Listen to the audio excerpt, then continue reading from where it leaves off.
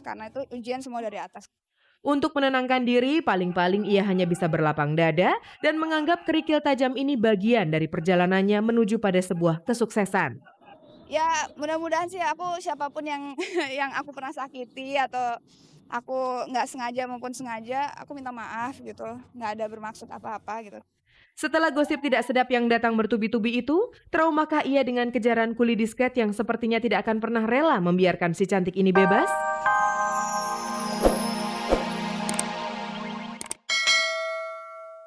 Sekarang sudah mulai berubah. Kalau sekarang kan mereka sudah berumah tangga, jadi konfliknya juga berbeda. Ya, tetap nafasnya nafas dul. Oke, kita tunggu saja aksi Zainab selanjutnya. Tapi ngomong-ngomong, waktu dulu kamu diminta ikut bergabung kembali dalam Sidul, apakah benar kamu sempat meminta bayaran yang cukup tinggi? Nggak pernah, saya sama Bang Rano itu selalu komit, jadi nggak pernah ada pembicaraan seperti itu. Dan ada satu lagi yang menarik dari Maudy selain kembali main sinetron, yaitu kegiatan barunya yang sebentar lagi akan ia geluti. Untuk bulan depan aku ada nyoba ini, operet, salah satu operet untuk anak-anak. Ini mungkin suatu dunia yang baru lagi buat saya. Berusaha banget ini bela-belain ikut operet Bobo ini karena memang dipertunjukannya pada weekend hari Sabtu dan Minggu di mana saya biasanya tidak bekerja. Maudy mengaku sangat bersemangat sekaligus deg-degan menanti pementasan opretnya pada tanggal 2 dan 3 Juli mendatang. Walau belum mulai latihan bersama pemeran lainnya seperti Sujiwo Tejo, Tora Sudiro, Ayu Diah Fasya, Ingrid Wijanarko, dan tentunya beberapa anak kecil lainnya. Iya, ini kan baru pertama kali untuk gabung di operet, jadi kayaknya sih mencoba meluangkan banyak waktu untuk bisa latihan gitu. Dan saya agak khawatir sih soal vokal aja, karena vokal saya kan tipis gitu, harus lebih baik dan itu bisa diatasi dengan dubbing atau direkam.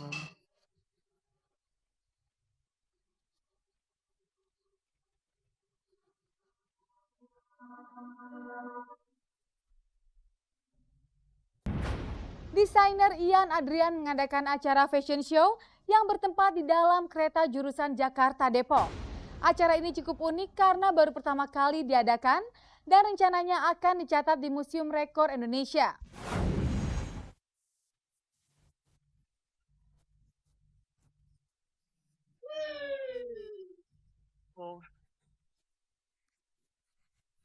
Peragaan busana pada umumnya dilakukan di atas catwalk atau panggung, hingga akhirnya tempat yang biasa dipakai para model untuk memamerkan pakaian karya sejumlah desainer itu disebut panggung busana.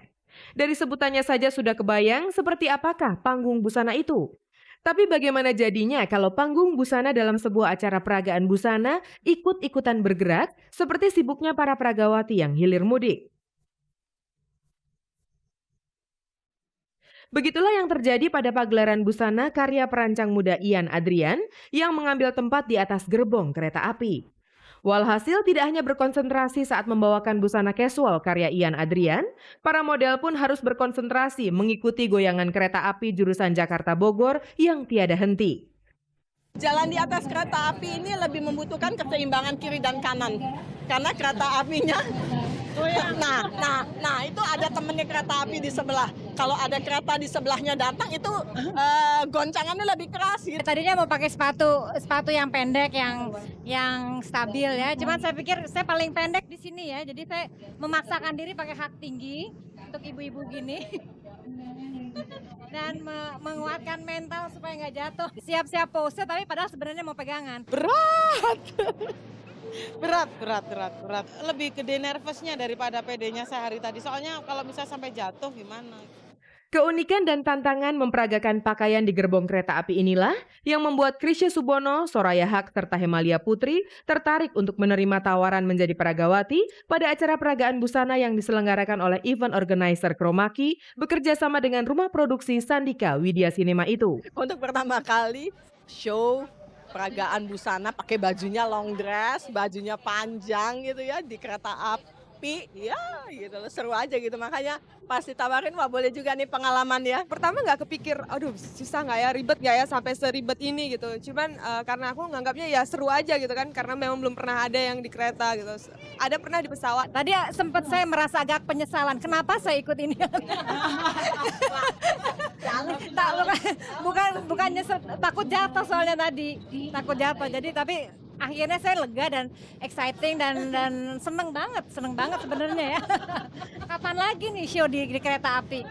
Besok di kapal laut juga boleh ya? Ngomong-ngomong, berapa lama sih latihannya hingga bisa berlenggak-lenggok di atas catwalk kereta api dengan sempurna? Nggak pakai latihan, kebetul. Nggak pakai latihan.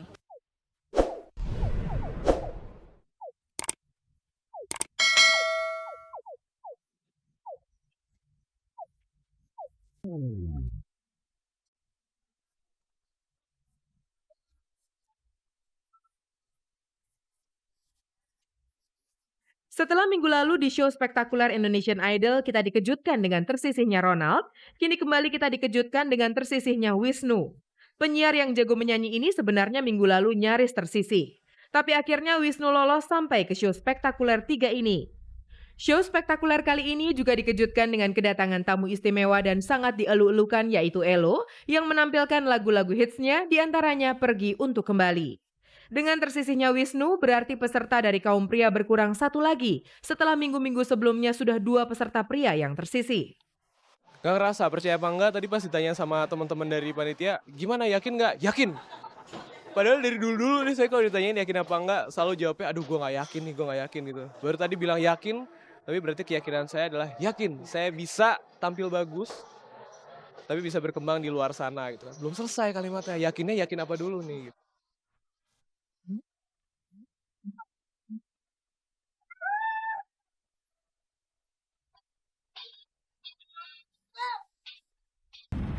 Anda masih bersama Kabari, spesialis penyaji kabar-kabar seputar dunia artis, tokoh, dan gaya hidup.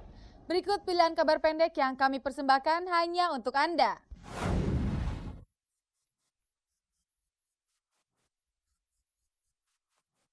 Tak habis-habisnya si cantik Luna Maya terserang gosip tidak sedap. Sejak dirinya dikabarkan dekat dengan Ariel, vokalis grup musik Peter Pan, selain semakin populer, model dan pragawati yang merambah ke dunia akting ini selalu menjadi artis paling disorot. Setiap langkah dan gerak-gerik Luna Maya tampaknya selalu memancing rasa ingin tahu publik. Seperti yang santer terdengar belakangan ini, bukan lagi soal kedekatannya dengan Ariel Peter Pan, melainkan soal kehidupan paling pribadi miliknya yang kini mulai terserang. Kabar yang beredar rupanya diam-diam Luna Maya pernah melangsungkan pernikahan dengan kekasihnya seorang pria asal Bali. Pernikahan itu kabarnya digelar di Pulau Dewata. Masya Allah, dibuktiin aja. Dibuktiin aja siapa suami saya, siapa yang menikahkan saya, siapa yang itu dibuktiin aja. Saya berapa kali pacaran di Bali ya karena itu. Jadi tolong kalau mau buat gosip harus ada ininya dulu, buktinya dulu. Kalau ada bukti serahin ke saya baru gosipnya boleh diangkat ya. Sempat juga terdengar kabar dari pernikahannya itu Luna Maya telah memiliki seorang anak usia balita. Kehidupan rahasianya itulah yang membuat ia kerap bolak-balik Jakarta Bali.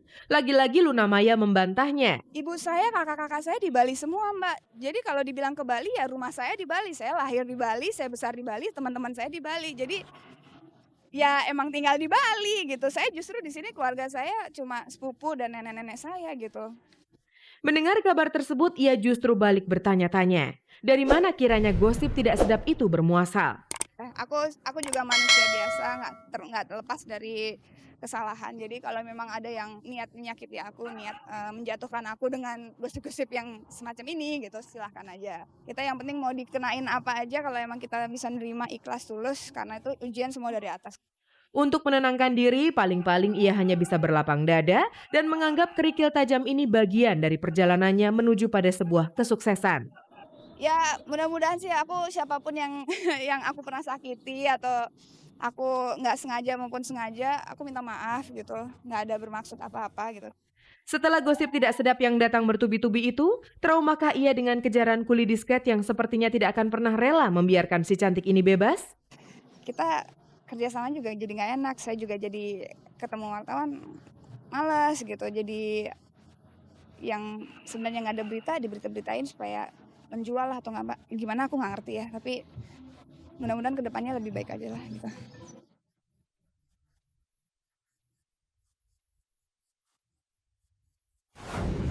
Tidak terasa 30 menit telah berlalu dan kebersamaan kita berakhir sampai di sini. Saya Usi dan segenap kerabat kerja mohon diri dari hadapan Anda. Jangan lupa saksikan Kabar Kabari setiap hari Minggu, Senin, dan Kamis pukul 4 sore hanya di stasiun kebanggaan kita bersama RCTI Semakin Oke.